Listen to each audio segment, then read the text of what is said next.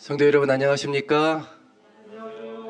예, 2025년 첫 안식일 예배에 참여하신 모든 분들을 환영합니다.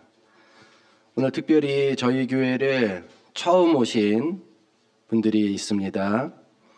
안식일학교에도 소개를 했지만 우리 조성훈 청년 다시 한번 환영을 합니다. 네. 정말 듬직하고 멋있어 보입니다. 예, 병역 의무를 다 마쳤습니다. 예, 흠잡을 데 없는 대한민국 청년입니다. 또 오늘 저희 교회를 처음 오신 두 분이 계십니다. 장선미, 강승재 우리 두 분 환영합니다.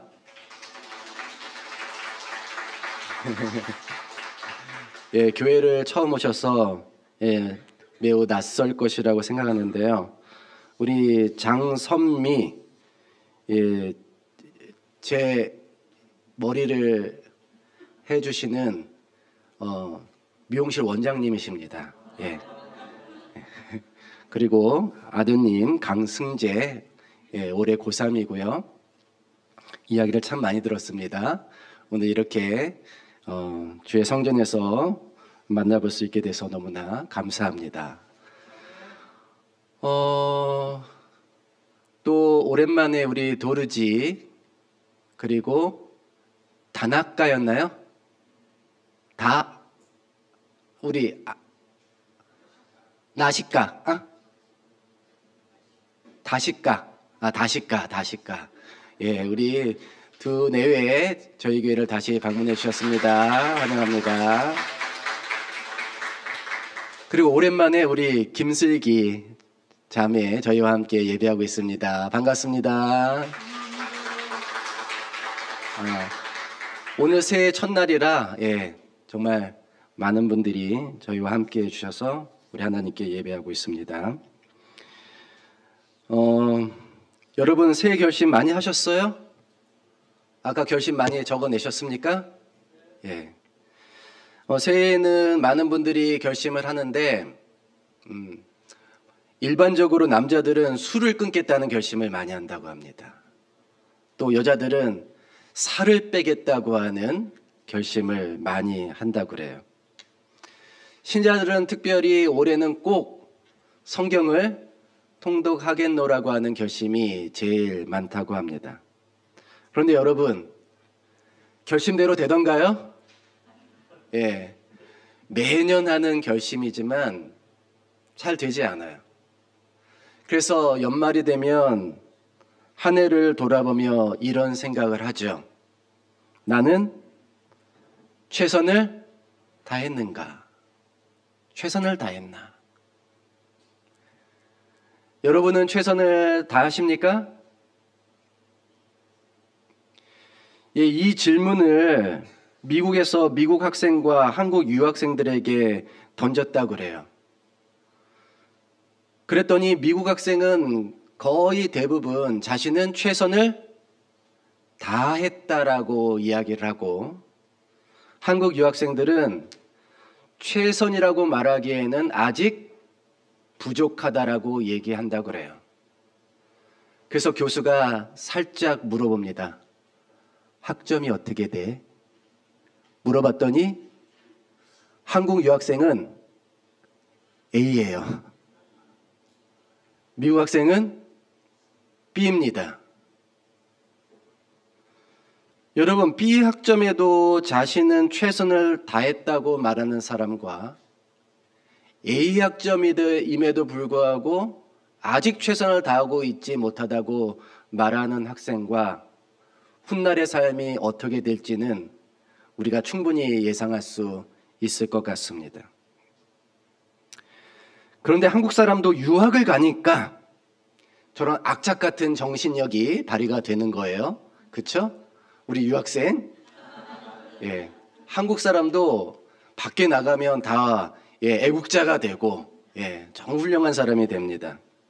그런데 한국에 있으면 우리도 크게 다를 것이 없어요.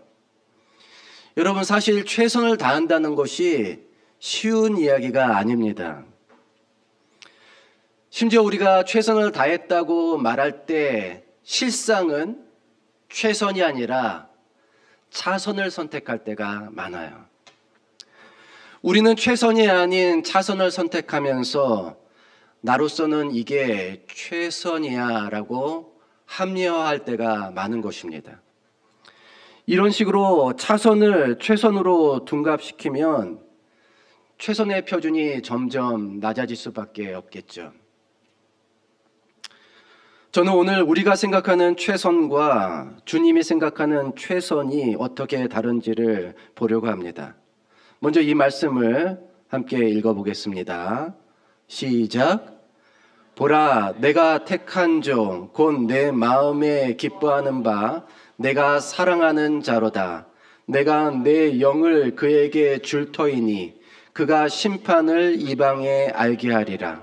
그는 다투지도 아니하며 들레지도 아니하리니 아무도 길에서 그 소리를 듣지 못하리라.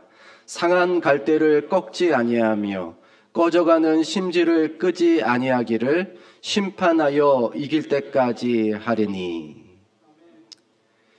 여러분, 이것은 구약의 이사야 42장을 인용한 말씀입니다.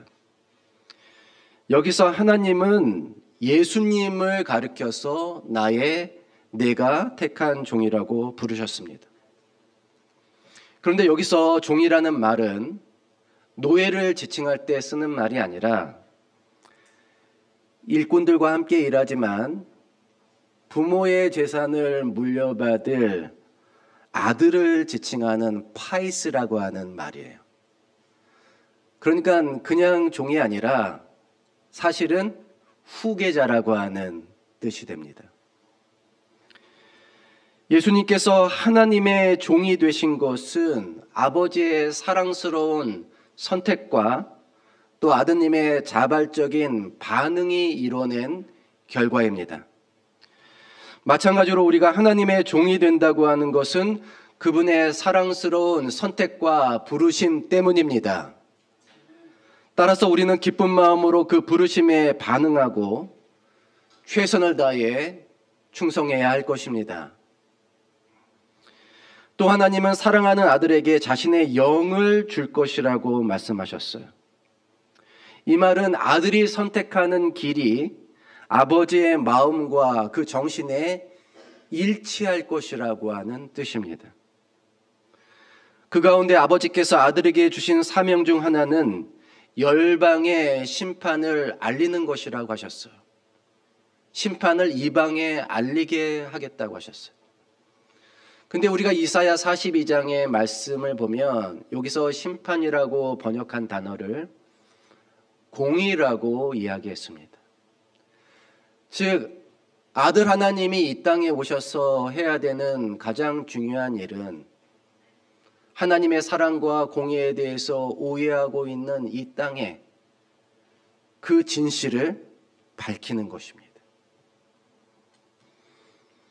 그것은 아버지가 어떠한 분인지 계시하고 율법에 나타난 하나님의 뜻, 그분의 의로움과 사랑을 나타내는 것입니다.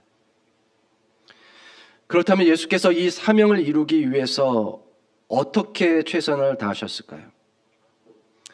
첫째, 그분은 다투거나 들레지 않으셨습니다. 야단법석이라는 말이 있죠. 이 말은 원래 불교 용어입니다. 이 법당이 좁을 때 야외에 단을 세워놓고 법을 설파하는 자리라고 하는 뜻이에요. 하지만 이 말은 지금은 이제 떠들썩하고 요란스럽고 시끄러운 그런 상황을 말하고 있습니다. 요즘 뉴스를 보면 그야말로 야단법석이죠. 자신의 입장을 주장하기 위해 목소리를 높이는 모습을 우리는 쉽게 볼 수 있습니다. 여러분, 이것이 인간이 생각하는 최선이에요. 나의 주장을 목소리 높여 나타내는 것입니다. 심지어 옳고 그름과 상관없이 자신의 이익을 위해 아무 논리도 없는 그냥 아무렇게나 주장하는 그런 목소리들이 넘쳐납니다.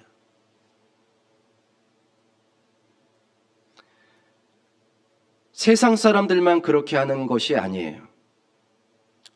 나도, 우리도 내 입장을 주장하기 위해서 목소리를 높일 때가 있습니다. 어디서요? 우리 가정에서. 여러분, 우리 가정에서 목소리 높일 때 있어요? 없는 것처럼 하시네. 저희 가정이 연합회 사택에서 살 때 옆집이나 윗집에 사는 분들이 우리 집에서는 남자 목소리가 하나도 안 들리고 여자 목소리만 들린다는 말을 하곤 했습니다. 여러분, 과거에 이런 말이 있지 않았어요? 집에서 암탉이 울면 집안이 망한다. 다행히도 저희 집은 망하지 않고 아주 평화롭게 행복하게 잘 살고 있습니다. 당연하죠. 남자는 한 명이고 여자가 세 명이잖아요. 네. 게다가 제가 집에서는 거의 말을 하지 않거든요.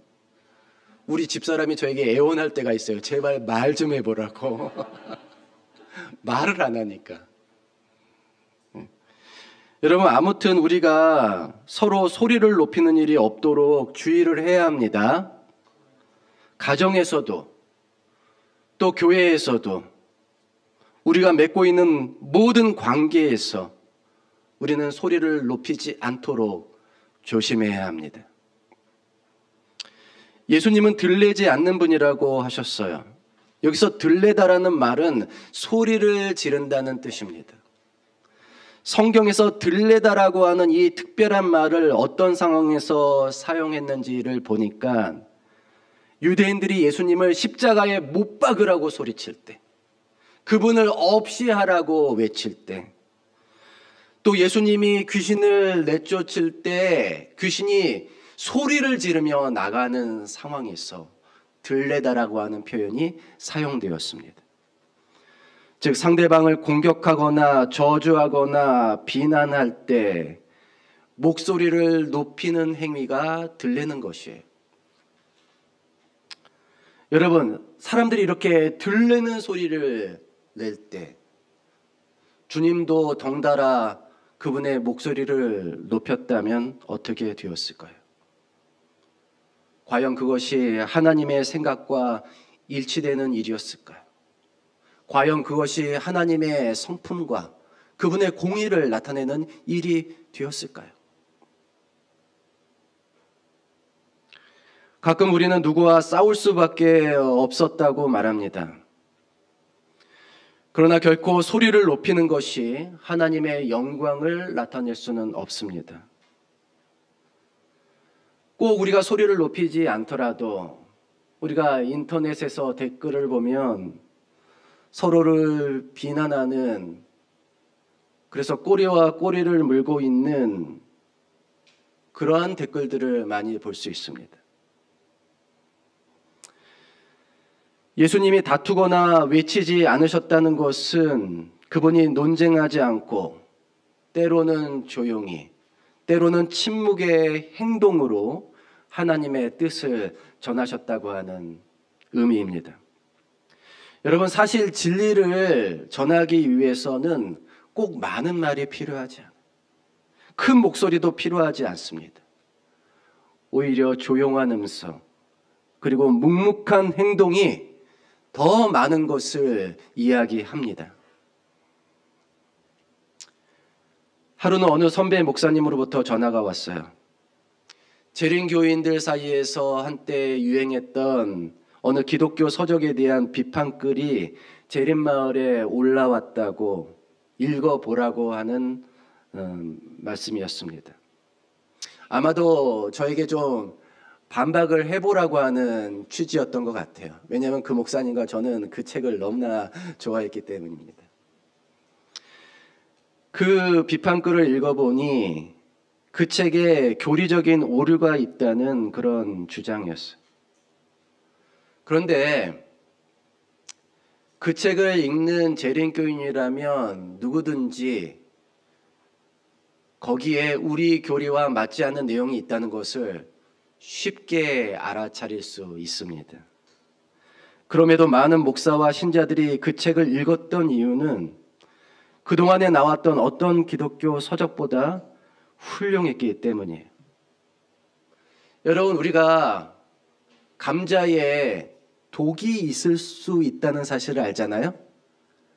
그래서 싹이 난 부분 혹은 파랗게 된 부분을 잘 도려내서 감자를 맛있게 먹을 수 있는 것처럼 그러한 오류를 적절하게 걸러내면 그 책은 영적으로 충분히 유익한 서적이었습니다. 제가 만약 해야 한다면 바로 이런 식으로 반박해야 했습니다. 하지만 반박하는 댓글이 상황을 개선하기보다 더 악화시킬 수 있다는 판단에 저는 댓글을 올리지 않았습니다. 그럴 시간에 진실한 마음으로 더 주를 따르고 또 주님의 말씀에 순종하고 실천하는 일이 더 중요하다고 결론 지었습니다. 간혹 제기되는 비판이 직접 나를 향할 수도 있어요. 나를 막 직접 비판하는 그런 일들이 생길 수 있습니다. 그럴 때마다 목소리를 높이고 적극 해명하고 싶은 마음이 들기도 하겠지만 여러분, 그것이 최선이 아닙니다. 반박하지 않고 목소리를 높이지 않고 묵묵히 바른 길을 걷는 것이 예수님이 보여주신 최선의 선택이었습니다. 여러분, 우리 잊지 맙시다. 우리는 사랑 안에서 선택과 부르심을 받은 하나님의 종들입니다. 그리고 아버지는 우리에게 그분의 영을 부어주셨습니다. 따라서 언제나 그분의 마음과 그분의 영에 일치하는 최선의 선택을 하는 저와 여러분이 되기를 간절히 바랍니다. 그리하여 하나님의 공의가 어떠한 것인지를 우리의 삶을 통해 나타내는 저와 여러분이 되기를 간절히 바랍니다. 둘째, 주께서는 하나님의 공의를 나타내기 위해서 쓰러진 자를 위해 일하셨습니다. 그것이 그분의 최선의 선택이었어요. 상한 갈대를 꺾지 아니하며 꺼져가는 심지를 끄지 아니하기를 심판하여 이길 때까지 하신다고 했습니다.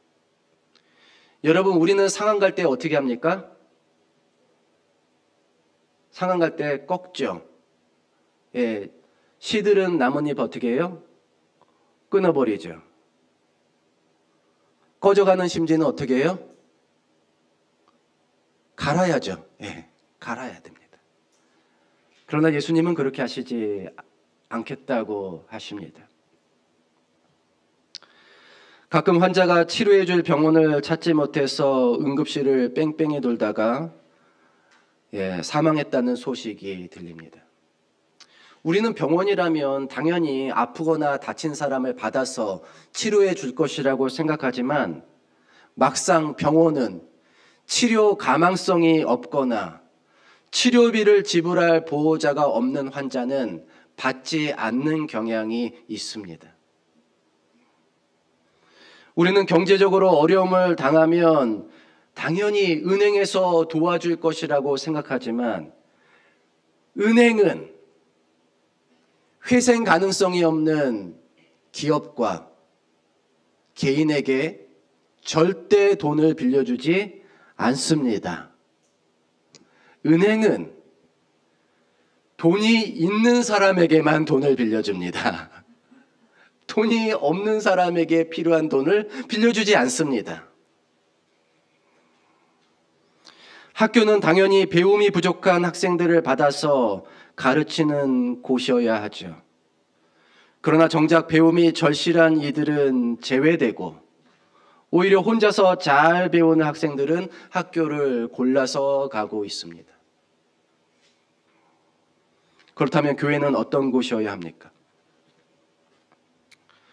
교회는 당연히 사회적인 약자와 그늘진 인생들의 도피처가 되어야 하지만 정작 교회는 번듯하게 보이는 사람들만 있고 소외된 사람은 발도 들이지 못하는 그런 곳처럼 보이고 있습니다. 어느 교회가 노숙자들을 위한 사역을 시작했더니 교인들의 반이 떠났다는 얘기가 있어요. 그래서 많은 교회가 소외계층을 위한 사역에 주저하고 있습니다. 여러분, 예수님은 어떤 분이십니까? 예수님은 우리에 있는 99마리 양이 아니라 잃어버린 우리밖에 양 한 마리에 관심을 집중시키는 분이십니다. 예수님의 최선은 우리의 최선과 다릅니다. 우리는 상한 갈대를 베어버리고 가망성 없는 것을 제거해 버립니다. 그러나 그분은 그것들을 버리지 않겠노라고 말씀하셨습니다. 저는 이 말씀을 접할 때마다 태풍으로 쓰러지고 물에 잠긴 별을 다시 일으켜 세우는 농부의 모습을 떠올립니다. 포기하지 않고 다시 일으켜 세워서 묶어 주어서 어떻게든 자라게 하고 어떻게든 열매를 맺게 하려는 농부의 마음. 예수님의 마음은 한 톨의 가능성도 포기하지 않은 농부의 마음입니다. 그런데 원어를 살펴보면 의미가 더 심장해집니다. 상한이라고 하는 그 말의 속뜻들은 이런 거예요. 산산이 부서진, 완전히 짓눌린, 으깨진. 꺼져가는 심지란 기름이 더 이상 없어 심지까지 다 타버린 상태를 암시해요. 이럴 때 우리는 더 이상 손 쓸 수 없는 상태라고 진단을 합니다. 일명 뭐라고 그래요? 구제불능. 우리는 이런 것들은 빨리 정리하고 빨리 교체해야 된다고 생각합니다. 그것이 우리가 선택하는 최선이에요. 그러나 주님은 비록 그럴지라도 포기하지 않으시고 다시 일으켜 세우고 비록 심지가 손톱만큼 남아있을지라도 거기에 기름을 채워서 다시 불을 일으키려고 하시는 분이십니다. 주님은 우리가 늙었다고 병들었다고 혹은 돈이 없다고 배움이 짧다고 혹은 성질이 더럽다고 혹은 가정 형편이 어렵다고 포기하는 분이 절대 아니십니다. 주님은 우리가 그럴수록 더욱 우리에게 관심을 집중시켜 주시는 분이십니다. 우리는 실패한 인생은 한쪽 구석에 있어야 한다고 생각하지만 오히려 그런 사람은 주님의 가운데 자리를 차지하고 있습니다. 주님의 마음에 그렇습니다. 그렇게 해서 하나님의 사랑이 어떠한 것인지 그분의 공의가 어떠한 것인지를 세상에 나타내는 것이 우리 주께서 이 땅에 와서 하시는 일이었습니다. 여러분, 이런 주님을 우리 모두가 기억합시다. 여러분은 지금 넘어져 있습니까? 그렇다면 그분의 손을 붙잡으십시오. 그분은 절대 우리를 포기하지 않으시는 분이십니다. 혹은 여러분 주위에 넘어져 있는 사람이 보입니까? 그러면 주님의 마음으로 그들의 손을 붙잡아 일으켜 세워 주십시오. 그런 저와 여러분이 되기를 간절히 바랍니다. 마지막으로 주님이 공의를 나타내기 위해서 선택한 최선은 공의가 이루어질 때까지 포기하지 않으시는 것입니다. 침묵으로 항변하고 하나씩 차근차근 옳은 일을 이루어 나가는 것. 세상의 밝은 면을 뒤로하고 어두운 면을 돌보는 일은 사실 끝이 없습니다. 그래서 그런 환상에서 좀 벗어나 현실을 직시하라고 하는 비판을 들어야 할지 모르는 거예요. 그렇게 해서 언제 무슨 뜻을 이루겠냐고 소리를 들어야 할지 모릅니다.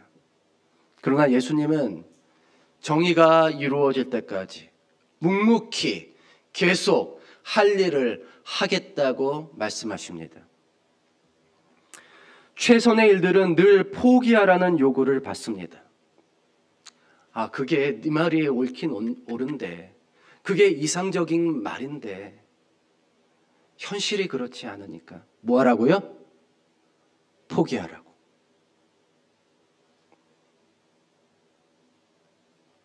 포기를 강요받은 대표적인 사례가 바로 십자가입니다. 제자들마저 주님께 포기하도록 권유했던 것이 십자가입니다. 특히 베드로가 십자가의 길을 반대했을 때 주님은 너는 나를 넘어지게 하는 자로다라고 책망하셨어요.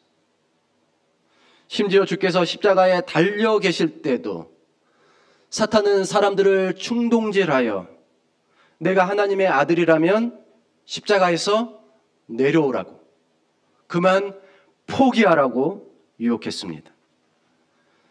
그러나 주님은 모든 공의를 성취하기까지 십자가의 길을 포기하지 않으셨습니다. 그분은 멸망할 세상을 속히 심판하고 정리하실 수 있었습니다. 구원받을 자와 구원받지 못할 자를 빠르게 선별하실 수 있었습니다. 그러나 주님은 인간들이 하나님의 사랑에 감동하여 회개하고 믿음을 받아들이고 변화한 인생을 살기를 바라신 것입니다. 그래서 십자가를 지셨던 거예요. 비록 시간이 많이 걸릴지라도 그 십자가 사랑에 감동하여 사람들이 변화하고 주님을 믿고 구원과 영생에 이르게 되는 것, 바로 그것이 주님이 바라시는 바였고, 그래서 선택한 길이 십자가의 길이었습니다. 쓰러져 가고 멸망해 가고 짓눌리고 엉망이 돼버린 우리 인생을 구원하기 위해, 다 소진되고 사용가치가 없는 우리 인생을 되살리기 위해 주님은 길고도 긴 공의의 길, 사랑의 길, 십자가의 길을 선택하셨습니다. 그리고 그것은 하늘아버지의 마음과 일치하는 최선의 선택이었습니다. 미국 샌프란시스코의 로스 알데힐이라고 하는 작은 마을에 존이라고 하는 집배원이 있었어요. 그는 젊었을 때부터 마을 부근에 약 50마일을 오가며 매일 우편물을 전했습니다. 그러던 어느 날 존은 마을로 이어진 거리에서 모래먼지가 뿌옇게 있는 것을 바라보며 문득 이런 생각을 했어요. 비가 오나 눈이 오나 나는 하루도 빠짐없이 이 길을 오가고 있지. 앞으로도 나는 계속 이 아름답지 않은 황량한 거리를 오가며 내 남은 인생을 허비하겠구나. 똑같은 길을 왔다 갔다 하다가 그대로 인생이 끝나버릴지도 모른다는 절망감이 몰려왔습니다. 꽃 한 송이 피어있지 않은 이 황량한 거리를 걸으며 존은 깊은 시름에 잠겼습니다. 그러다 무릎을 치며 혼잣말로 중얼거렸습니다. 어차피 나에게 주어진 일이라면 그것이 매일 반복된다 해서 무엇이 걱정이란 말인가? 그래, 아름다운 마음으로 나의 일을 하자. 그리고 아름답지 않은 것은 아름답게 만들자. 그는 다음 날부터 주머니에 들꽃 씨앗을 가지고 다니면서 우편 배달을 하는 동안 틈틈이 꽃씨들을 거리에 뿌렸습니다. 그 일은 하루도 쉬지 않고 계속되었습니다. 그렇게 몇 해가 지나고 나서 존은 이제 콧노래를 부르며 우편물을 배달할 수 있었습니다. 어느덧 길 양쪽에는 형형색색의 꽃들이 다투어 피어났습니다. 봄에는 봄꽃이, 여름에는 여름꽃이, 가을에는 초겨울까지 피어나는 꽃들이 있었습니다. 그 꽃들을 바라보면서 존은 더 이상 자신의 인생이 황량하지 않다고 생각을 했어요. 50마일의 거리에 이어진 울긋불긋한 꽃길에서 휘바람을 불며 우편 배달을 하는 그의 뒷모습은 한 폭의 수채화도 같았습니다.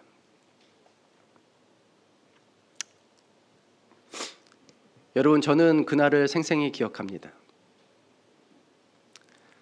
세상이 꽁꽁 얼어붙은 1월의 마지막 금요일, 저는 복잡한 서울을 빠져나와 시골로만 알고 있던 진접이라는 곳에 처음 왔습니다.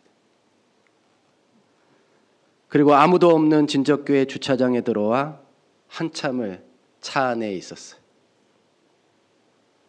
그러다가 주인 없이 버려진 것 같은 이 교회를, 환영하는 사람 하나 없는 이 교회 문을 열고 냉랭한 이 예배당에 올라와서 기도하기 위해 앉았습니다. 그런데 사실 무엇이라고 기도해야 할지 몰랐어. 그저 한참을 그렇게 시간을 보냈습니다. 저녁부터 교인들이 하나둘 오기 시작했지만 마치 얼어붙어 있는 것 같은 제 마음은 녹지를 않았어요. 저는 그저 빨리 봄이 오기를 기다렸습니다. 이 겨울이 제발 빨리 끝났으면 좋겠다.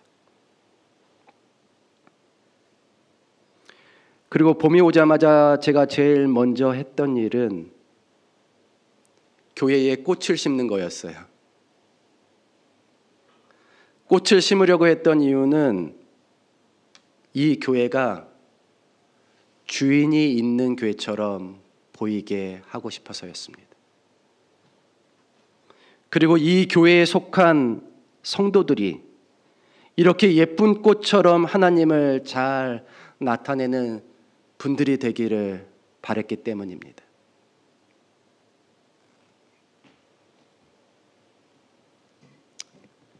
이제 여러분이 이 꽃들입니다. 축하합니다.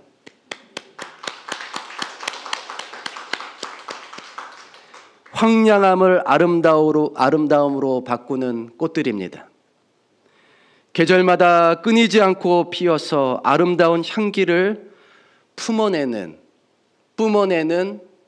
좋은 꽃들입니다. 우리 중에는 활짝 핀 꽃도 있고 수줍게 피어나기 시작한 꽃도 있고 아직 봉우리만 있는 꽃도 있습니다. 그러나 우리 모두가 시간이 걸릴지라도 때가 되면 꽃을 피울 것입니다. 그것이 바로 예수님이 우리를 위해서 하고 싶은 일이십니다. 그것이 바로 예수님이 우리를 위해서 십자가를 지시고 희생하신 목적입니다. 예수님은 우리를 위해 일하실 겁니다.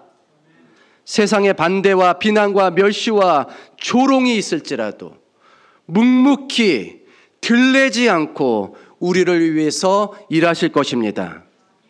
예수님은 우리가 쓰러질지라도 우리를 위해 일하실 겁니다. 아주 작은 가능성만 있을지라도 우리를 살려내기 위해서 최선을 다하실 것입니다. 심지어 그분의 공의가 완전히 실현될 때까지 우리를 포기하지 않으시고 우리 손을 단단히 붙잡아 주실 것입니다. 그러니 우리도 그분의 손을 붙잡읍시다. 끝까지 포기하지 말고 살아냅시다. 힘들고 어려운 일이 있을지라도 묵묵히 견디며 승리하는 저와 여러분이 되기를 간절히 바랍니다. 그래서 마침내 하늘을 향하여 아름답게 피어오르는 저와 여러분이 되기를 간절히 바라며 말씀을 마치겠습니다.